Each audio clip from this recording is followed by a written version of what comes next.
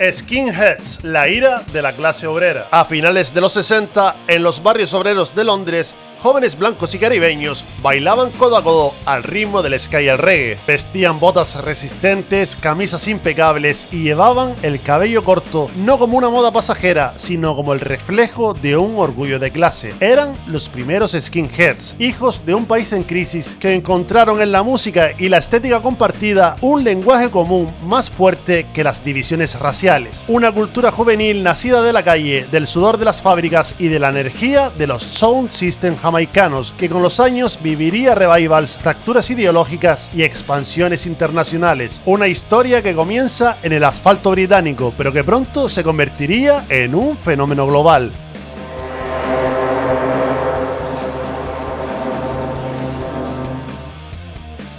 Más que una moda, el skinhead fue la respuesta de una generación obrera a un país en transformación.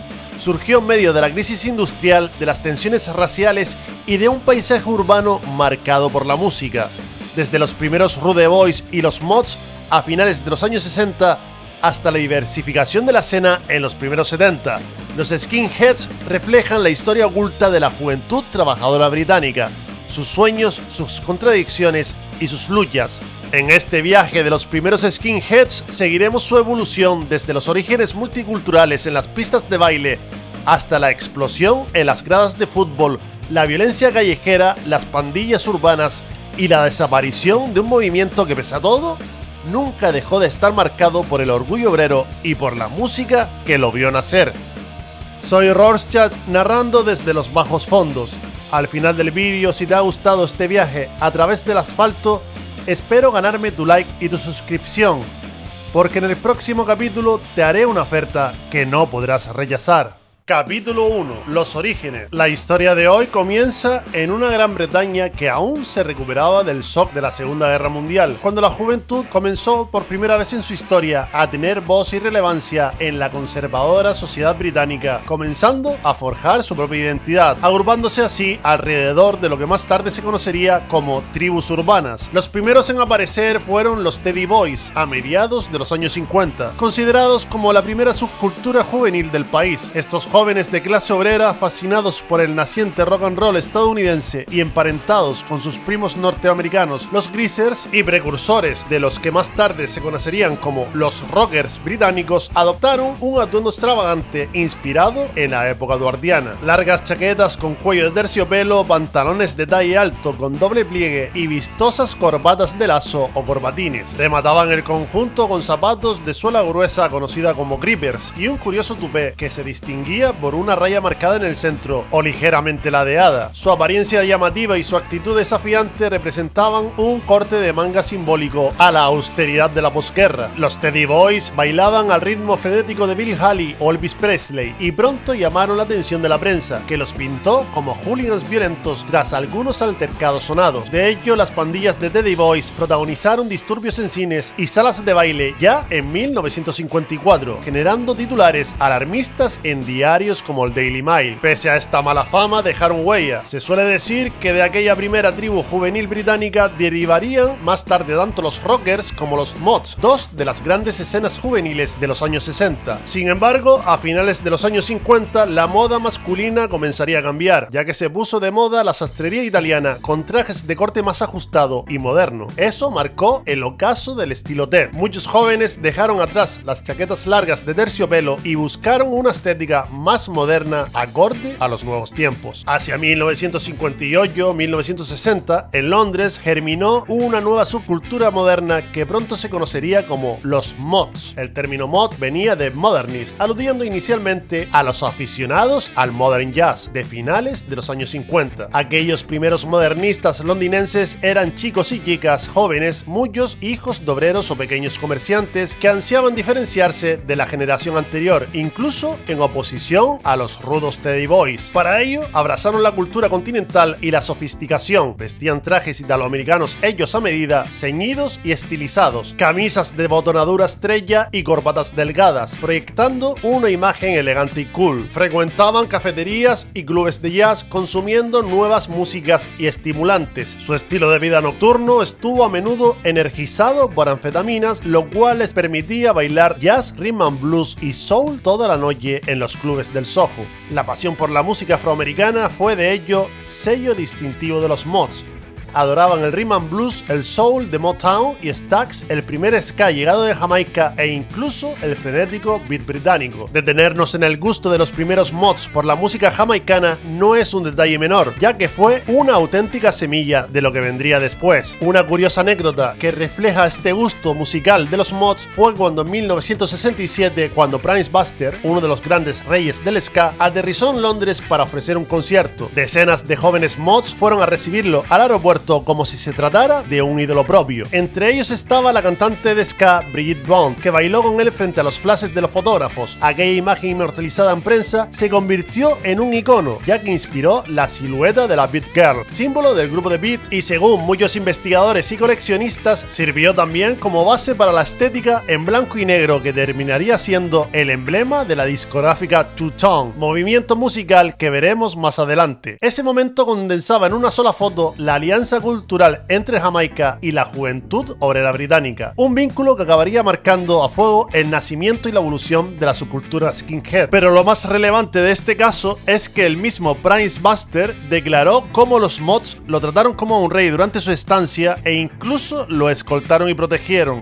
Toda una declaración de intenciones de una subcultura juvenil que respetaba y admiraba la música negra. No podemos decir que existió un género musical conocido como mod propiamente dicho, pero sí que hubo bandas emergentes como The Who, Small Face o The Kinks que pronto se convirtieron en la voz generacional de los jóvenes mods a comienzos de los años 60. The Who, con himnos como My Generation, representaba a la perfección la energía y la arrogancia juvenil mod, mientras que las elegantes armonías de Small Face o The Kinks representaban la sensibilidad british de aquella era, aunque irónicamente cuando estas bandas alcanzaron la fama internacional, mediada la década, adoptaron estéticas más hippies o psicodélicas y se alejaron de las raíces mod que la vieron nacer, como ocurrió especialmente e irónicamente con el grupo más simbólico del movimiento, The Who. Además de una ropa impecable, los scooters italianos, principalmente de marcas como Vespa y Lambretta, fueron la gran obsesión material de los mods. Estos vehículos económicos permitían a los jóvenes desplazarse por toda la ciudad con estilo. Los mods personalizaban sus scooters hasta el extremo, les instalaban una serie de espejos cromados,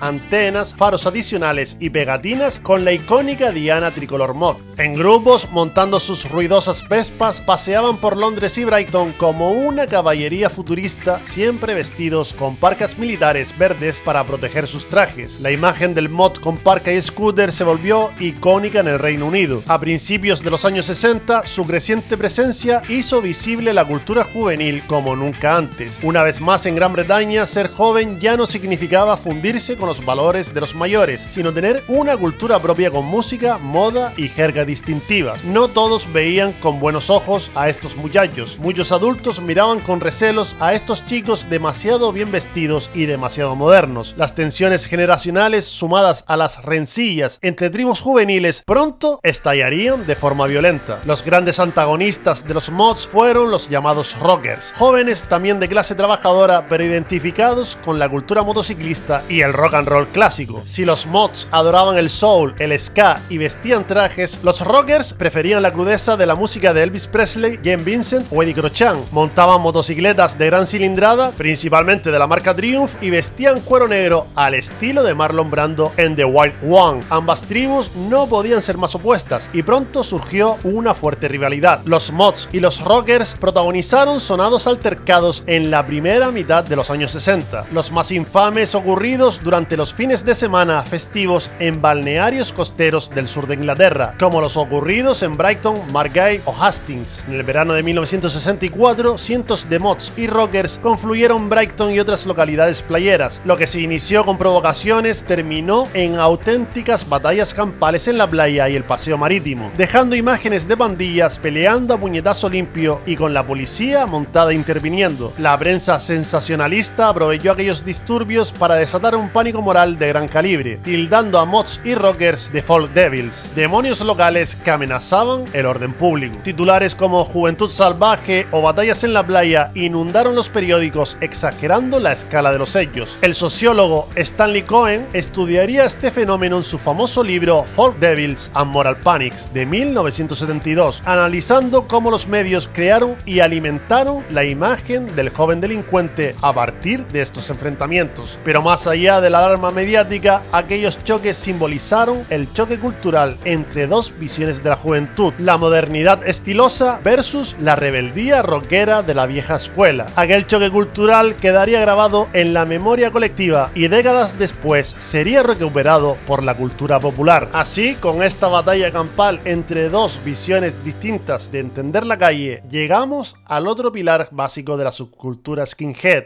que nació de una fusión muy específica, la de los jóvenes británicos de barrios humildes con estética mod, con la influencia directa de la inmigración caribeña. En el Reino Unido de los años 60, especialmente en Londres, Birmingham o Coventry, miles de inmigrantes llegados de Jamaica y otras islas del Caribe, la llamada generación Windrush, se asentarían en zonas obreras como Brixton, Hackney o Waltham en Londres o Handsworth en Birmingham, compartiendo en algunos casos vecindario con familias blancas de clase trabajadora. De ese contacto cotidiano en casas, calles, pubs y pistas de baile surgió un intercambio cultural inédito. Los jóvenes jamaiquinos trajeron consigo un estilo propio inspirado en los Rude Boys de Kingston, chicos rebeldes de los guetos caribeños, muchos sin empleo estable, que idolatraban al gángster elegante del cine estadounidense. Vestían trajes entallados o jaquetas cortas tipo blazer, pantalones estrello remangados hasta el tobillo y zapatos relucientes o mocasines con tirantes y a menudo el sombrero pork pie ladeado. Su actitud era segura, desafiante y siempre atenta a la moda pese a la pobreza del entorno. Musicalmente fueron la generación del ska, un ritmo que era un híbrido entre el rhythm and blues estadounidense y elemento jamaicano, frenético y bailable, y el rocksteady, más candencioso, que se convirtió en la banda sonora de esa rebeldía. Esta música cruzó pronto el Atlántico y a mediados de los años 60, sellos británicos comenzarían a importar y licenciar grabaciones jamaicanas. Ya en 1968, la Trojan Records se convirtió en la gran plataforma del ska, el rocksteady y el incipiente reggae en Gran Bretaña.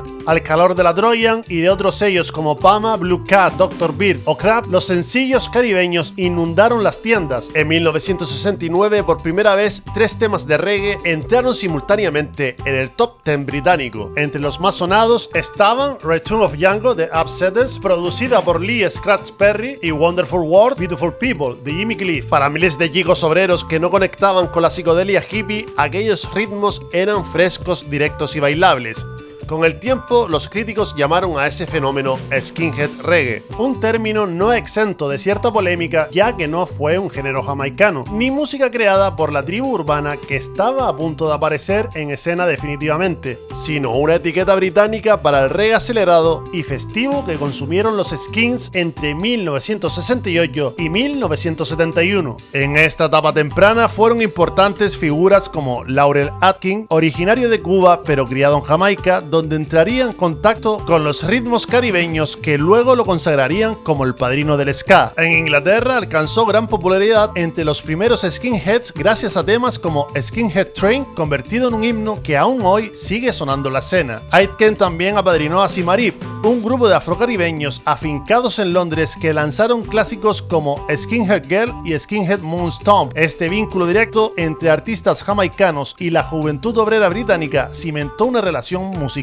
única, pero el gusto de los skinheads de clase trabajadora no se limitó solo a estos nombres. Desmond Dekker abrió aún más las puertas de esta nueva música emergente con temas como 007 Shantytown de 1967 y el histórico Israelites de 1968. 1969, que llevó el sonido de Kingston a la juventud blanca del East End londinense e incluso a Estados Unidos. Sonarían otros grupos como The Pioneers, Toots and the Maytals, John Holt, Dave Barker o The Melodians, a menudo con versiones de éxitos souls de la Motown, de Stax o de Atlantic Records adaptados al pulso isleño, muy familiares para oídos de mods y primigenios skinheads. Hubo incluso instrumentales nacidos para las gradas como el de Harry J. All Stars, que publicó en 1969, llamada The Liquidator, adoptada como sinfonía futbolera por hinchadas como las del Chelsea o la del Wolverhampton. Todo tenía un marcado carácter de clase obrera, sencillos baratos, salones municipales, pubs atestados y entusiasmo juvenil. El resultado fue un reggae anglificado que unió chicos de diferentes orígenes en plena tensión racial. En 1969 y 1970, rude boys negros y skinheads blancos bailaban juntos ska, rocksteady y early reggae sin problema alguno. Algo que sería impensable para sus padres. Este fue un espíritu que décadas después reivindicarían los Sarp. Este mestizaje cristalizó en los clubes, ya que entre 1965 y 1967, en locales como el Flamingo en el Soho o el Ran Young en Brixton, mods británicos y jóvenes caribeños compartían all-nighters a ritmo de soul, ska y rhythm and blues. Se imitaban pasos de baile, jerga callejera y se intercambiaban códigos. Los británicos absorbían la seguridad y el swing de los rude boys. Los caribeños encontraban, por el contrario, aliados entre jóvenes blancos en una ciudad que los miraba con recelo. Fue una de las pocas escenas juveniles en la historia nacida directamente de la mezcla entre blancos y negros. Mientras en Estados Unidos la música negra y la juventud blanca convivían desde espacios segregados, en Inglaterra la pista de baile se convirtió en terreno común. No es casual entonces encontrar discos de reggae de la época donde en la portada se pueden apreciar a skinheads entre el público en un concierto de música jamaicana. Esa convivencia no fue anecdótica, ya que marcó la identidad del skinhead desde su nacimiento y explica por qué, pese a las distorsiones posteriores, muchos veteranos defienden con firmeza que el verdadero espíritu del 69 fue siempre multirracial y de clase trabajadora. En ese caldo de cultivo empezaría a perfilarse algo nuevo. Hacia 1966, con la escena mod ya masiva, la división interna se hizo evidente. Los Peacock Mods abrazaron la psicodelia del swing London con colores chillones, estampados atrevidos, boutiques de Carnaby Street, mientras que los jóvenes de clase trabajadora endurecieron su estilo y lo simplificaron. Nacieron los Hard Mods: pelo corto, camisas de cuadro Ben Sherman, vaqueros o stab press ajustados y botas de trabajo Dr. Martens, que según la leyenda popularizó por primera vez el guitarrista de la mítica banda mod The Who, Pete Townshend, que sustituyó así a los mocasines finos entre la juventud mod británica. Preferían pubs y dancehall de barrio a los clubes de moda, y su mundo giraba en torno al trabajo, el fútbol y las noches de soul, ska y reggae. La evolución fue natural. Hacia 1968, aquellos hard mods habían llevado su estética al límite y la prensa empezó a llamarlos de distintas maneras, entre ellas skinheads por sus cabezas casi al rap. Circularon varios apelativos: no heads, bald heads, crop head, peanuts, spy kids, pero pronto quedó claro que se trataba de una nueva cultura juvenil, enraizada en la clase obrera británica y alimentada por el contacto directo con la diáspora caribeña. Entre 1968 y 1970, el uniforme quedó plenamente definido. A las infaltables Dr. Martens y las camisas de botones Ben Sherman que ya usaban los hard mods, se les unió los polos de piqué Fred Perry, los vaqueros Levi's 501 o los pantalones ya también mencionados como los stab press con la raya planchada y los tirantes anchos, a lo que finalmente se le uniría las chaquetas Harrington o los elegantes abrigos Crombie. Las skinhead girls lucían cortes pixie o crop que más tarde evolucionaría hacia el peculiar y elegante corte Chelsea. Combinaban minifaldas rectas con botas y tirantes. Las elegantes botas Dr. Martens no serían el único calzado entre estos primeros skinheads, ya que también se usaron las Hawking Astronaut, más elegantes, las Solo Bair, prácticamente gemelas de las Martens y muy codiciadas en la época, y junto a ellas las elegantes Loafers y los Brogues, símbolos de elegancia obrera. Y en el entorno Sodehead aparecieron modelos como los Soleisio, ideales para las fiestas soul.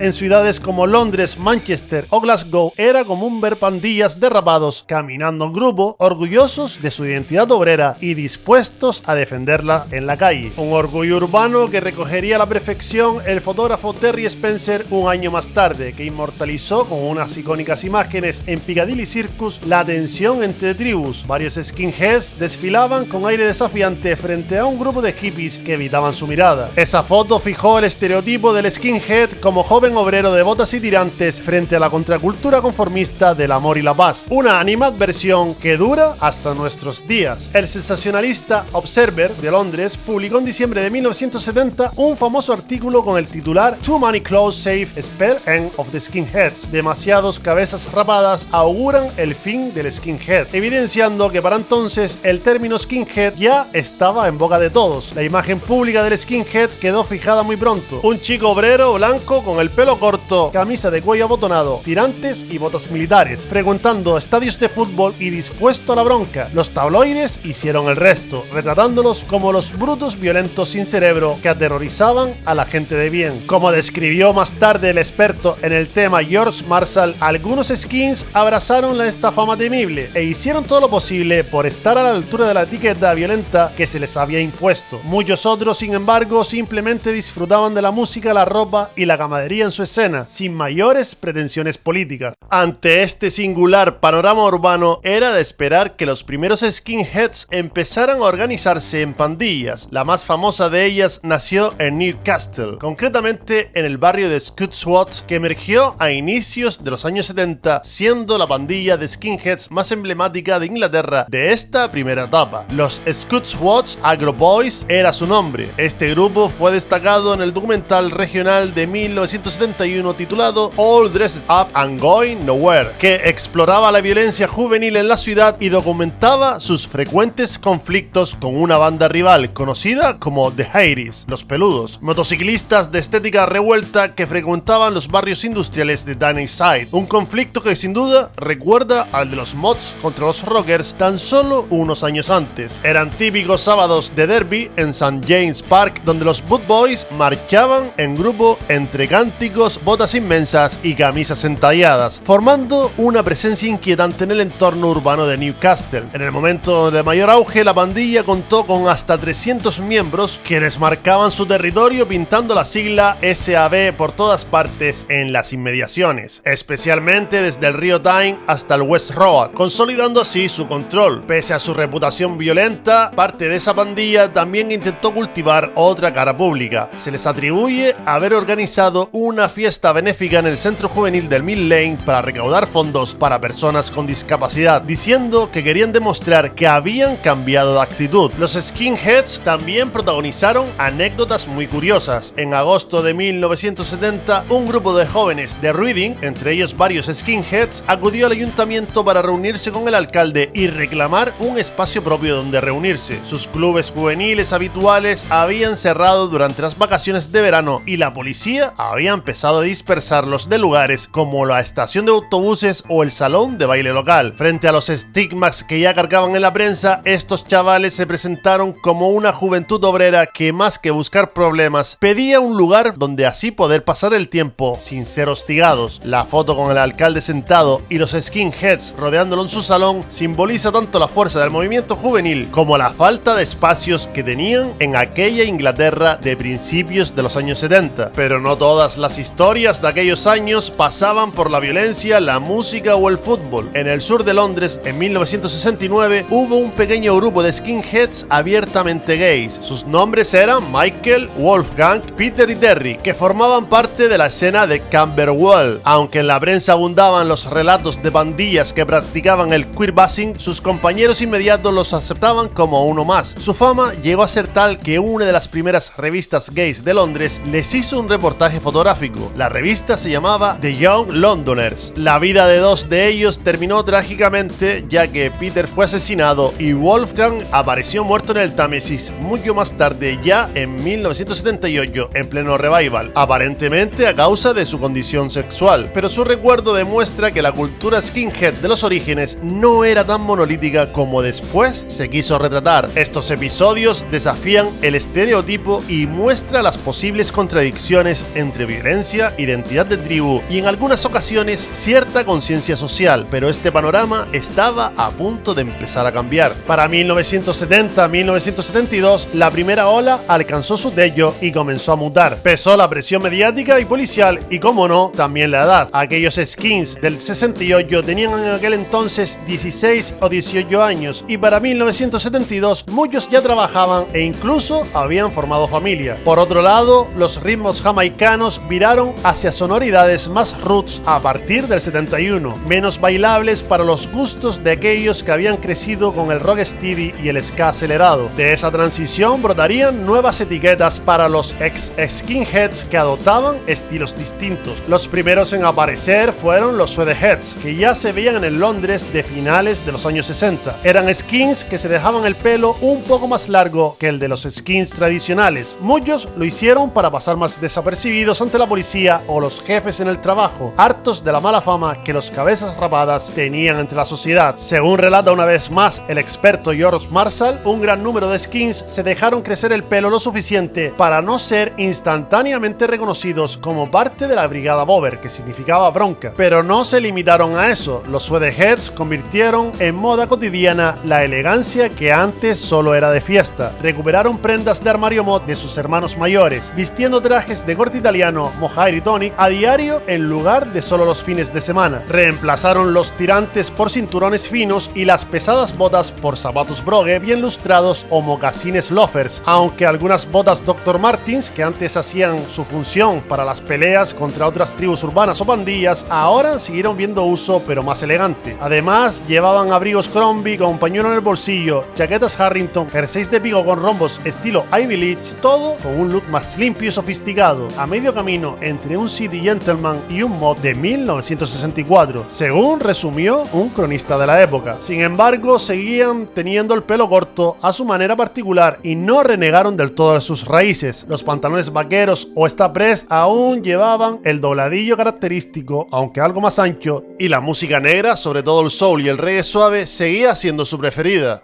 El fenómeno Sweaterhead fue sobre todo urbano y sureño, Londres y ciudades del sur de Inglaterra, aunque más tarde se trasladarían al norte en algunos escenarios, como veremos más adelante. La cultura popular ya había tomado nota para estos años. En 1971, el prolífico escritor de novelas pulp Richard Allen, seudónimo de James Moffat, publicó la novela Sweaterhead, secuela de su exitosa novela Skinhead de 1970, que había introducido al infame personaje Joe Hawkins. Hawkins, un violento skinhead ficticio, caló hondo entre los lectores adolescentes y Allen siguió explotando el filón con títulos como Skinhead Escapes, Skinhead Girls o Terra's Terror. El hecho de que en tan poco tiempo salieran libros o películas como Bronco Bullfrog en 1969, que mostró a los skins por primera vez en el cine, y cientos de noticias sobre ellos, demuestra el impacto que tuvieron aquellos chicos de cabeza rapada en el imaginario británico del cambio de década. Por otro lado estaban los smoothies, que habían aparecido hacia 1972 y 1973, cuando la moda juvenil general había absorbido elementos antes exclusivos de los modernistas. Era la época del glam rock, con el grupo Slade a la cabeza y la extravagancia setentera, pelo largo masculino, pantalones de campana y plataformas. Algunos ex-Sweaterheads adoptaron un estilo aún más pulido y suave, con melena moderada y ropa algo más amplia y llamativa, influida por las tendencias generales de la moda y por celebridades deportivas y televisivas. El propio Richard Allen, que ya había publicado anteriormente varias novelas sobre la subcultura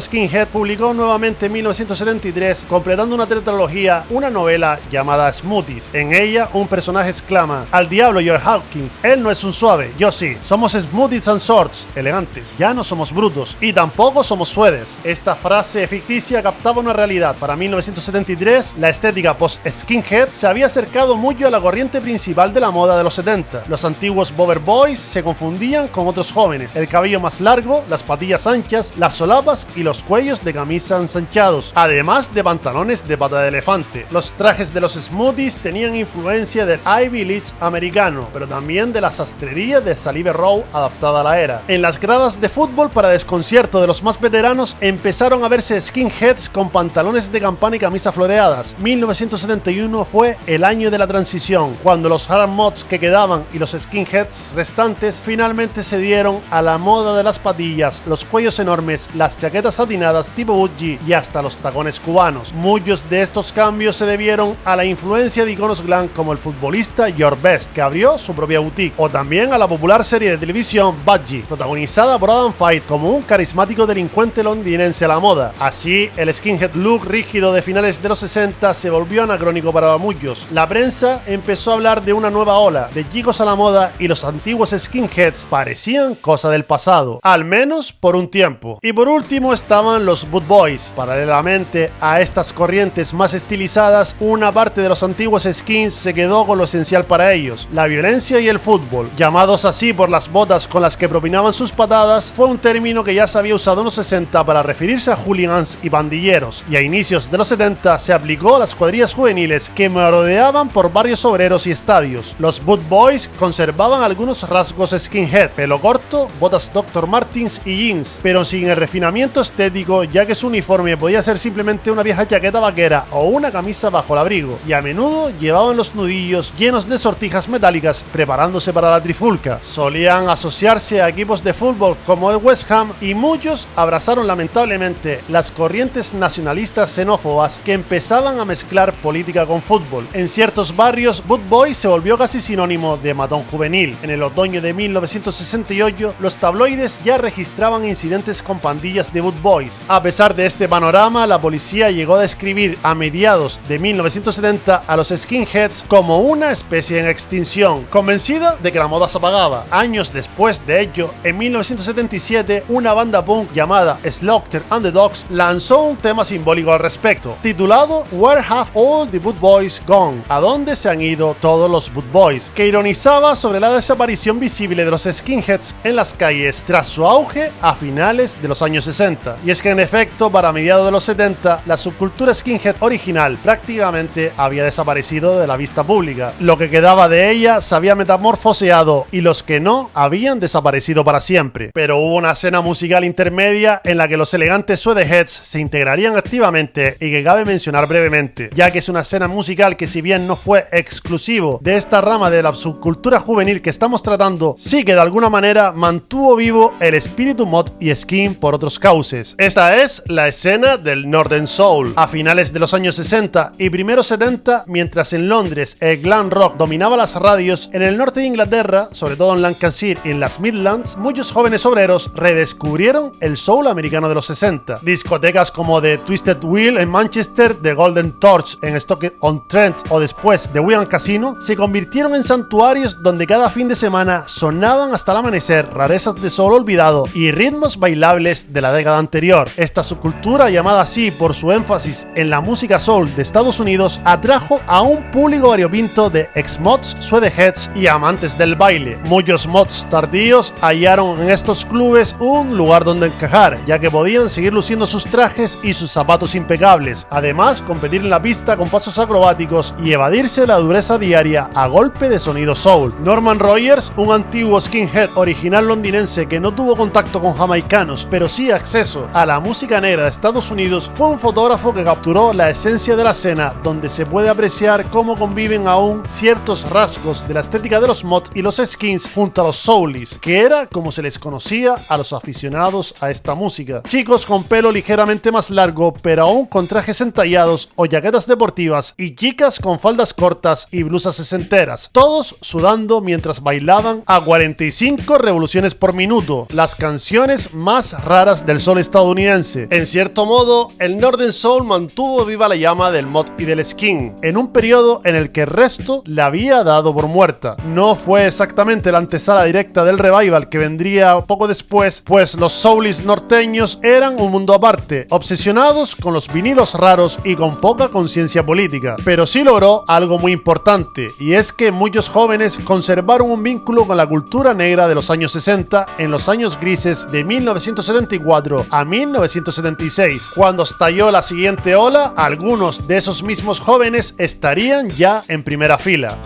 La película Nets, No Educados y Delincuentes, de 2010, ambientada en el Glasgow de los años 70, retrata con crudeza el descenso de muchos jóvenes obreros hacia la violencia callejera y la pertenencia a pandillas, pero en ciertos momentos la cinta muestra ecos de esta cultura juvenil británica que se expandía por aquellos años con las fiestas de soul y rhythm and blues que recuerdan a la atmósfera del Northern Soul. La estética de los muchachos con las chaquetas Harrington, abrigos Crombie, clásicas chaquetas largas de cuero, camisas abotonadas y botas resistentes conecta con los códigos que ya identificaban a los skinheads en Inglaterra, tanto estéticos como musicales, con la música soul como trasfondo.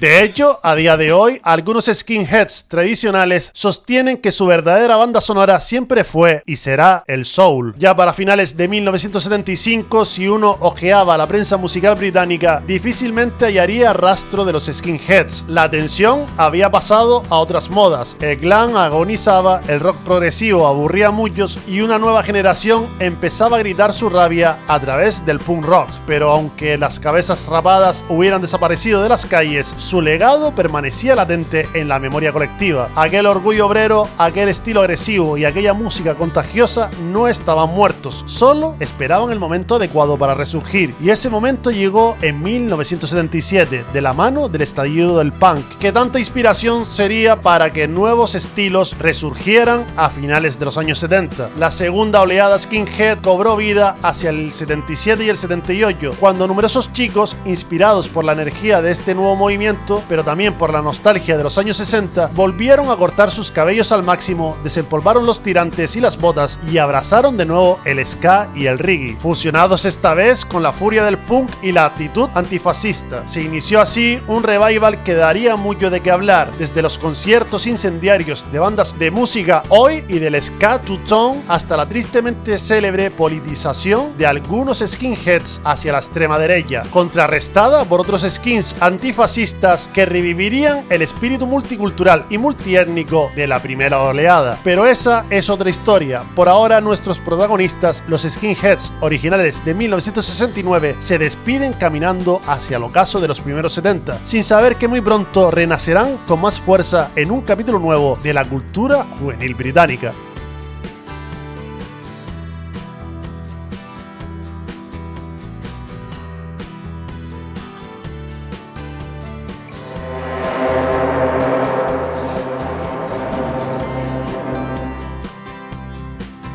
Y recuerda que darle a like y suscribirte me ayudará a seguir creando contenido similar a este, o de lo contrario, te haré una oferta que no podrás rechazar.